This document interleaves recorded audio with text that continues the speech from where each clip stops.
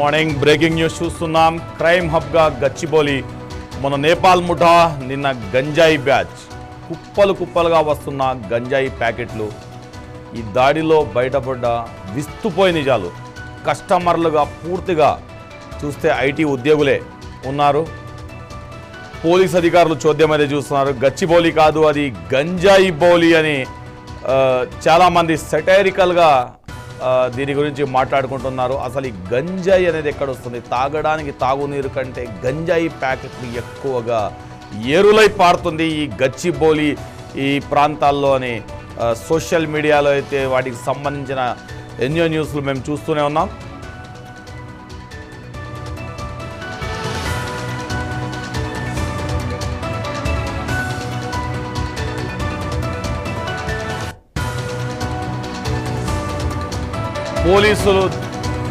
పోలీసులు దీనిపై దాడులు చేస్తున్నా కూడా ఈ గంజాయి ముఠా అనేది చాప కింద నీరులాగా దూసుకుపోతుంది. దీనిపైన ఎన్ని డ్రైవ్స్ చేసినా కానీ ఎంతమందిని అరెస్ట్ చేసినా కూడా ఈ గంజాయి అనేది మామూలుగా చాలా సరళంగా ఎలాగైతే షాప్లలో బిస్కెట్ ప్యాకెట్లు, చాక్లెట్ ప్యాకెట్లు ఏ విధంగా దొరుకుతాయో ఆ విధంగా గంజాయి అనేది దొరకడం అనేది చాలా దురదృష్టకరం. నిజంగా ఐటీ హబ్గా మాట్లాడుకునే ఈ గచ్చిబౌలి, ఈ నానక్రామ్ కూడా ఈ ప్రాంతాల్లో చాలా విరివిగా ఈ గంజాయి దొరకడం అనేది నిజంగా చాలా దురదృష్టకరం.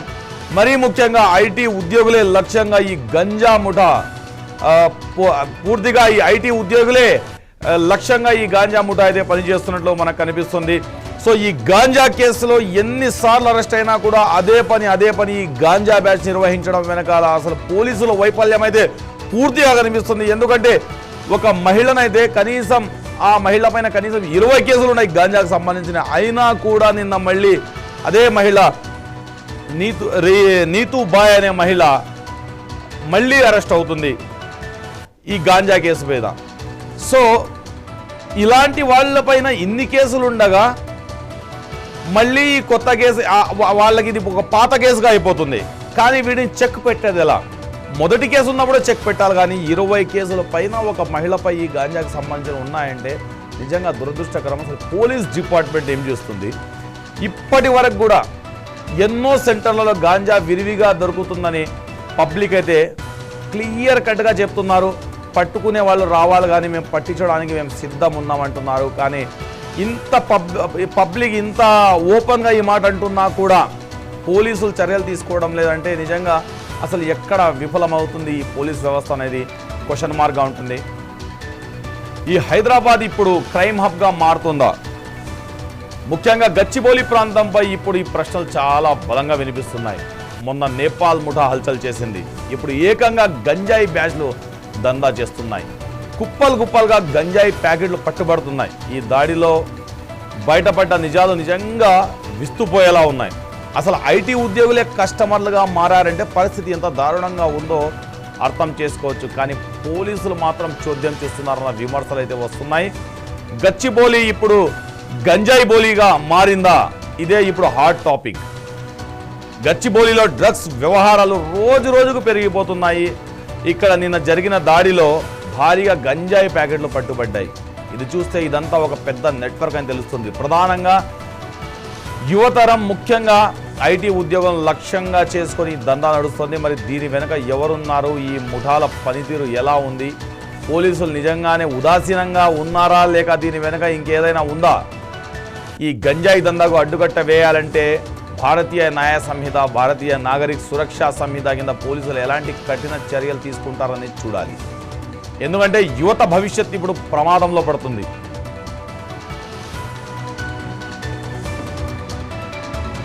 సో దీనిపైన మేము మా రిపోర్టర్ కీర్తిని మాట్లాడి మరిన్ని విషయాలు తెలుసుకుందాం. కీర్తి, చెప్పండి, గాంజా పైన ఎన్ని దాడులు చేస్తున్నా కూడా గాంజా అనేది చాలా విరివిగా దొరుకుతుంది. సో దీని గురించి పోలీసులు ఏమంటున్నారు? ఎస్ సయ్యద్, మనం చూసుకుంటే కనుక నిన్న ఈగల్ ఫోర్స్ వాళ్ళు అదేవిధంగా ఎక్సైజ్ డిపార్ట్మెంట్ వాళ్ళు చేసిన మెరుపు దాడిలోని భారీగా అయితే కూడా గంజాయి పట్టుబడింది. అదేవిధంగా ఎవరైతే ప్రధాన నిందితురాలైనటువంటి కాలాపతి నీతుబాయ్ అనే ఒక మహిళ మనకి గచ్చిబౌలిలోని నానక్రామగూడలో లోతా బస్తీ అనే ఒక విలేజ్ని అయితే మనకి టార్గెట్గా చేసుకుని అక్కడ ఒక కిరాణా దుకాణం ముసుగులో అయితే కూడా భారీగా గాంజాయి దందాన్ని అయితే నడుపుతుందన్న విషయాన్ని అయితే నిన్న పోలీసులు గుర్తించడం జరిగింది. ఆమె గత 10 ఏళ్లుగా కూడా తన కుటుంబ సభ్యులతో కలిసి ఇక్కడ గాంజా వ్యాపారాన్ని చేస్తూ తన ప్రధానమైనటువంటి కస్టమర్లుగా ఐటీ ఉద్యోగులను మార్చుకుని ఐటీ ఉద్యోగుల్ని ప్రధాన లక్ష్యంగా చేసుకుని అయితే కూడా ఆమె ఇక్కడ గాంజా దాందా అయితే కొనసాగిస్తుందని కూడా మనకి ఈగల్ టీం వాళ్ళు తెలియజేయడం జరిగింది. అయితే నిన్న పోలీసులు చేసినటువంటి మెరుపు దాడిలో దగ్గర 2.5 లక్షల నగదు ఆమె ఇంట్లో పట్టుబడడం అయితే కూడా విశేషం. అదేవిధంగా ముఖ్యంగా ఇక్కడ చూసుకుంటే కనుక నిన్న ఎప్పుడైతే ఈగల్ ఫోర్స్ వాళ్ళు దాడి చేయడానికి వెళ్ళిన సమయంలో దాదాపుగా 47 మంది ఐటీ ఉద్యోగులు అయితే పోలీసులకు పట్టుబడ్డం ఇక్కడ కొసమెరు పని చూసుకోవచ్చు. అంటే ఇక్కడ చూసుకుంటే ఎవరైతే ఈ గాంజాయి దందా నడుపుతున్న బ్యాచ్ ఎవరైతే ఉన్నారో వీళ్ళందరూ కూడా ఐటీ ఉద్యోగుల్ని ప్రధాన లక్ష్యంగా చేసుకుని ఐటీ ఉద్యోగులకైతే గాంజాయిని అదేవిధంగా గాంజాయి చాక్లెట్లను కూడా వీళ్ళు అమ్ముతున్నట్టుగా తెలుస్తుంది. ఇక్కడ చూసుకుంటే వీళ్ళు ఐటీ కంపెనీస్లోనే పనిచేసినటువంటి యువతను వాళ్ళకి పెడలర్లుగా మార్చుకుంటున్నారు. అదేవిధంగా క్యాబ్ డ్రైవర్లని అదేవిధంగా సెక్యూరిటీ గార్డులని వాళ్ళ పెడలర్గా మార్చుకుని ఐటీ ఉద్యోగుల్ని అట్రాక్ట్ చేసే పని పెట్టుకుని ఐటీ ఉద్యోగులను అందరినీ కూడా వాళ్ళు గాంజా మత్తులోనైతే ముంచేస్తున్నారని కూడా మనకు తెలుస్తుంది. ఓకే కీర్తి, ఇప్పుడు గాంజాలో చాలా మంది పట్టుబడుతున్నారు, చాలా మంది మన కేసులు కూడా అవుతున్నాయి. అయినా కూడా వీళ్ళే మళ్ళీ గాంజా దందా చేస్తున్నారు. సో దీని వెనకాల పోలీసుల వైఫల్యం ఏమన్నా ఉందా? ఇక్కడ చూసుకుంటే కనుక ఎవరైతే నీతుబాయ్ ఉన్నారో ఈమెను గతంలో కూడా అరెస్ట్ చేయడం జరిగింది. కానీ ఆమె ఎప్పుడైతే అరెస్ట్ అయ్యి 2024లో అరెస్ట్ అయ్యి విడుదలైన తర్వాత బయటకు వచ్చి గత సంవత్సర కాలం పాటుగా కూడా ఆమె అజ్ఞాతంలో ఉంది. ఎప్పుడైతే ఆమె అజ్ఞాతంలో ఉందో ఆమె గురించిన వివరాలను తెలుసుకోవడానికి పోలీసులు అయితే ముమ్మరంగా చర్యలు చేపట్టారు. వాళ్ళకున్న పూర్తి సమాచారంతోనే వాళ్ళు ఆమెను పట్టుకోవడానికి వెళ్ళినప్పుడు ఆమె ఏదైతే దాడి ఉందో ఆ దాడి యొక్క సమాచారాన్ని తెలుసుకుని ఆమె తప్పించుకోవడం జరిగింది. మనకి ఇక్కడ చూసుకుంటే కనుక మనకి డీజీపీ సివి ఆనంద్ గారు కూడా నిన్న తెలియజేయడం జరిగింది. నో గాంజా నో డ్రగ్ హైదరాబాద్ని మొత్తం కూడా ఎటువంటి డ్రగ్స్ అండ్ డ్రగ్ ఫ్రీ హైదరాబాద్గా మారుస్తానని చెప్పేసి ఆయన చెప్పడం జరిగింది. దీంట్లో ఈ చర్యల్లో భాగంగానే నిన్న దాడులు చేయడం కూడా జరిగింది.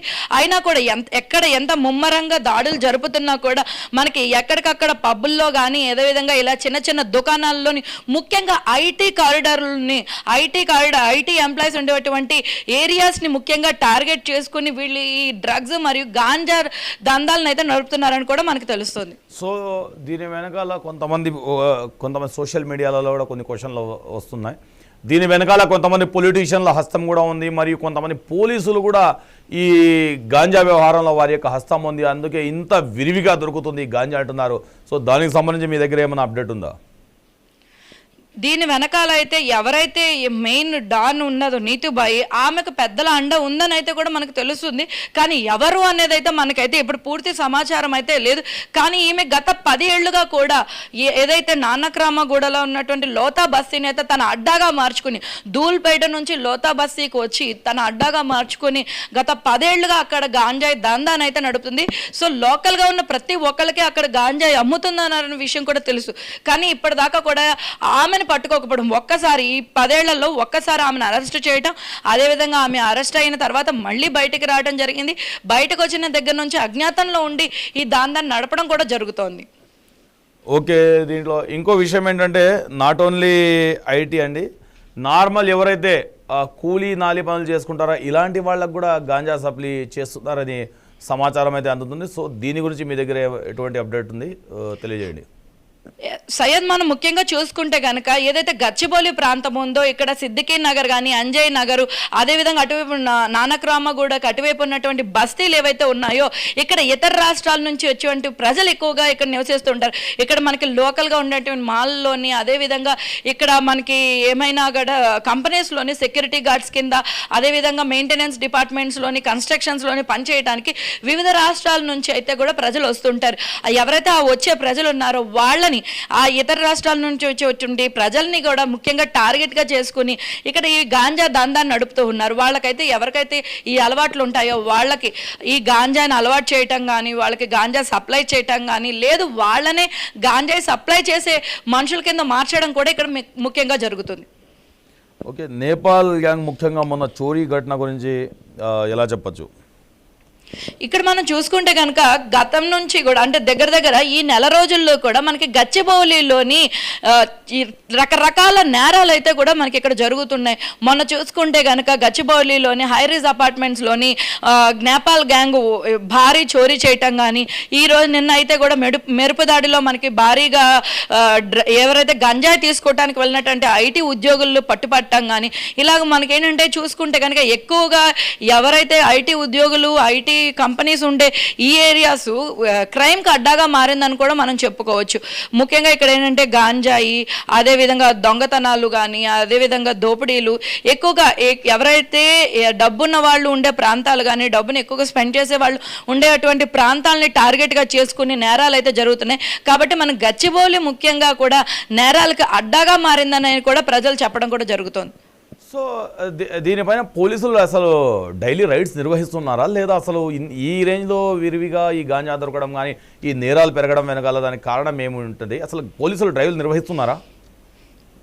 ఎస్ సయ్యద్, పోలీసులు అయితే కూడా నిరంతరం ఎప్పుడైతే సివి ఆనంద్ ఛార్జ్ తీసుకున్నారో అప్పటి నుంచి కూడా నిరంతరం కూడా ప్రతి పబ్ల మీద కానీ, ఎక్కడైతే గాంజాయి సప్లై అవుతుందని కానీ, లేదు డ్రగ్స్ ఎక్కడైనా అనుమానం వచ్చిన ప్రతి ప్లేస్లో కూడా ఎక్సైజ్ డిపార్ట్మెంట్ వారు కానీ, ఈగల్ ఫోర్స్ వాళ్ళు కానీ నిరంతరం కూడా రైడ్లు చేయడం జరుగుతుంది. ఎక్కడెక్కడ వాళ్ళకి అనుమానిత ప్రాంతాలు ఉన్నాయో, అనుమానిత వ్యక్తులు ఉన్నారో వాళ్ళని అదుపులోకి తీసుకుని దర్యాప్తు చేయడం కూడా జరుగుతుంది. ఇక్కడ మనకి ప్రతిరోజు కూడా ఇటువంటి దాడులు జరుగుతున్న దర్యాప్తులు జరుగుతున్నా కూడా ఎక్కడికక్కడ కూడా విరువుగా ఈ గంజాయి సప్లై కానీ, దాడులు కానీ, ఈ చోరీలు కానీ అనేది పరిపాటిగా సాగిపోతున్నాయి. Okay okay, thank you Keerthi.